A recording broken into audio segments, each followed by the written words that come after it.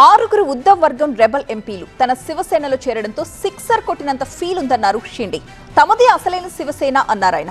ఆరుగురు ఎంపీలు అమ్ముడుపోయారని, భవిష్యత్తులో బీజేపీని కూడా షిండే చీల్చేస్తారని కౌంటర్ ఇచ్చారు ఆదిత్య ఠాక్రే. మహారాష్ట్రలో ఆపరేషన్ టైగర్ పూర్తయింది. ఆరుగురు ఉద్ధవ్ వర్గం ఎంపీలు శివసేన షిండే పార్టీలో విలీనమయ్యారు. షిండే శివసేన పార్టీలో విలీనమవుతున్నట్లు అధికారికంగా ప్రకటించారు. విలీనంపై ఎంపీలు లోక్సభ స్పీకర్ కు లేఖ ఇచ్చారు. ఈ ఆరుగురి చేరికతో లోక్సభలో ఎంపీల సంఖ్యాబలం 7 నుంచి 13కు చేరింది. ఏక్నాథ్ షిండే నాయకత్వాన్ని ఆరుగురు ఎంపీలు బలపరిచారు. తమదే అసలైన శివసేన అని చెప్తున్నారు. 14 మంది ఉద్ధవ్ వర్గం ఎమ్మెల్యేలు కూడా షిండే వర్గంలో చేరతారని జోరుగా ప్రచారం జరుగుతోంది. 4 ఏళ్ల క్రితం తాము శివసేన ప్రత్యేక వర్గంగా ఏర్పడ్డామని, ఇప్పుడు ఆరుగురు ఎంపీల చేరికతో సిక్సర్ కొట్టామన్నారు. शिवसेने आम्ही उठाव केला होता. 40 आमदार सोबत सुरुवातीला होते आणि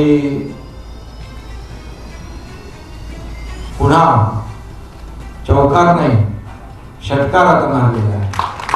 ఆరుగురు ఎంపీలు అమ్ముడుపోయారని తీవ్ర వ్యాఖ్యలు చేశారు ఉద్ధవ్ వర్గం నేత ఆదిత్య ఠాక్రే. షిండే భవిష్యత్తులో బీజేపీని కూడా చీల్చుతారని సంచలన వ్యాఖ్యలు చేశారు. రెబల్ ఎంపీలు దమ్ముంటే రాజీనామా చేసి గెలవాలని సవాల్ విసిరారు.